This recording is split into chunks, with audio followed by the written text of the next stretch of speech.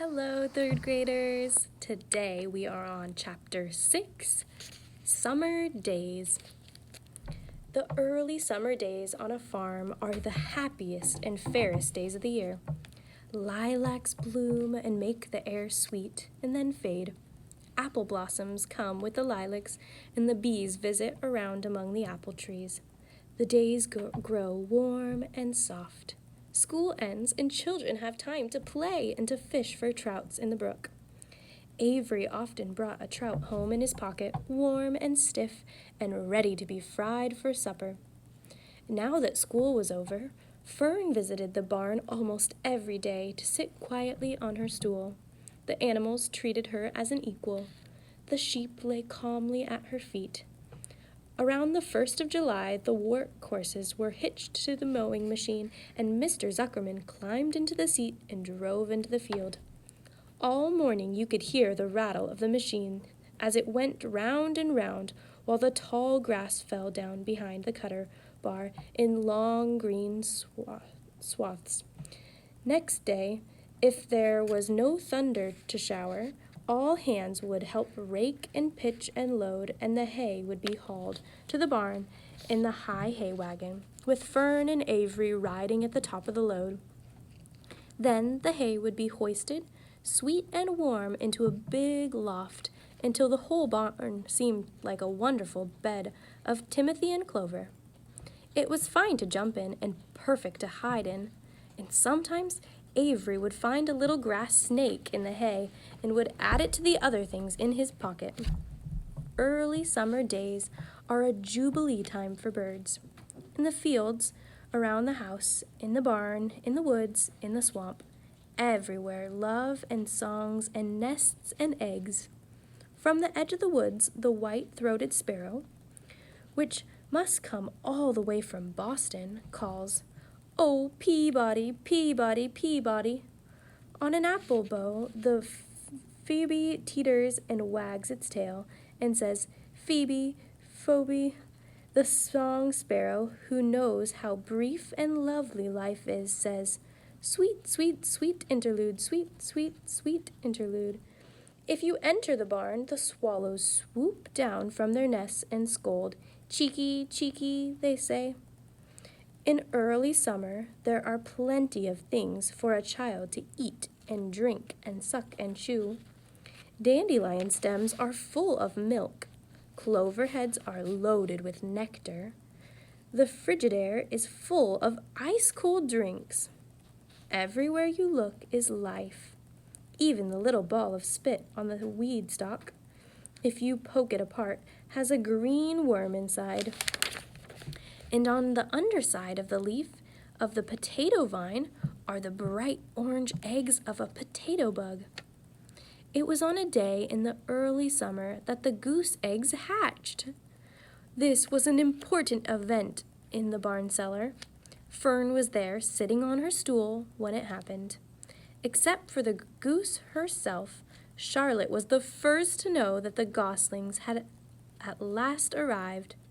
The goose knew a day in advance that they were coming. She could hear their weak voices calling from inside the egg.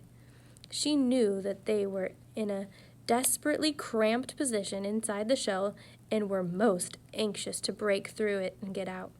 So she sat quite still and talked less than usual.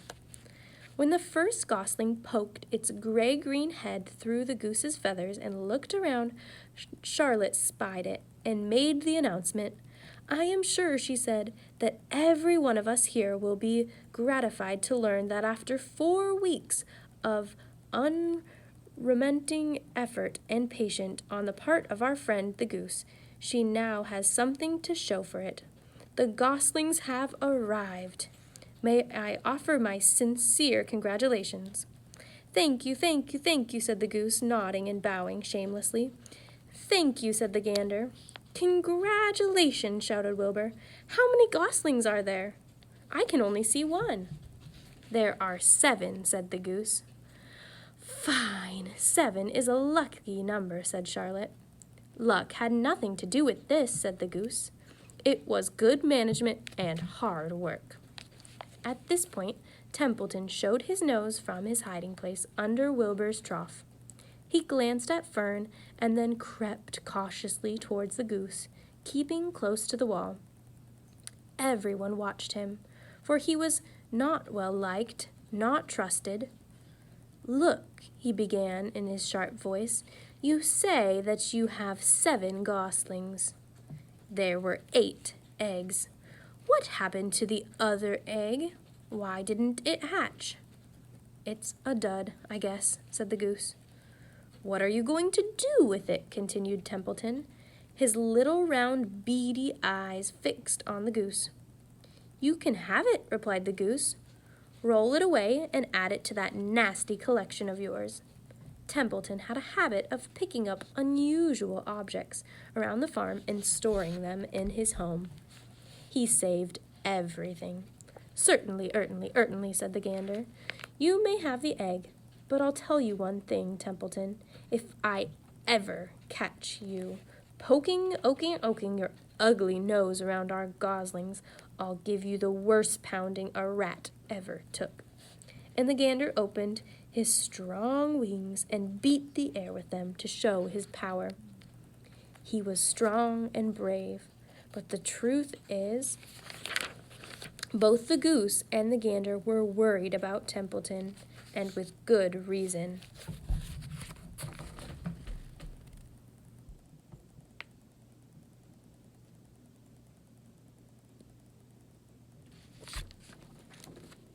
The rat had no morals, no conscience, no scruples, no considerations, no decency, no milk of rodent kindness, no compunctions, no higher feelings, no friendliness, no anything. He would kill a gosling if he could get away with it. The goose knew that. Everybody knew it. With her broad bill, the goose pushed the unhatched egg out of the nest, and the entire company watched it in disgust while the rat rolled it away. Even Wilbur, who could eat almost anything, was appalled. "Imagine wanting a junky, old, rotten egg," he muttered. "A rat is a rat," said Charlotte. She laughed a tinkling little laugh. "But my friends, if that ancient egg ever breaks, this barn will be untenable." "What's that mean?" asked Wilbur. "It means nobody will be able to live in here on account of the smell. A rotten egg is a regular stink bomb." "I won't break it," snarled Templeton. "I know what I'm doing. I can handle stuff like this all the time." He disappeared into his tunnel, pushing the goose egg in front of him. He pushed and nudged till he succeeded in rolling it into his lair under the trough. That afternoon, when the wind had died down and the barn was quiet and warm, the gray goose led her 7 goslings off the nest and out into the world. Mr. Zuckerman spied them when he came with Wilbur's supper. "Well, hello there," he said, smiling all over. "Let's see. 1, 2, 3, 4, 5, 6, 7. 7 baby geese. Now, isn't that lovely?" Okay, that is the end of this chapter. Go ahead and work on your discussion post.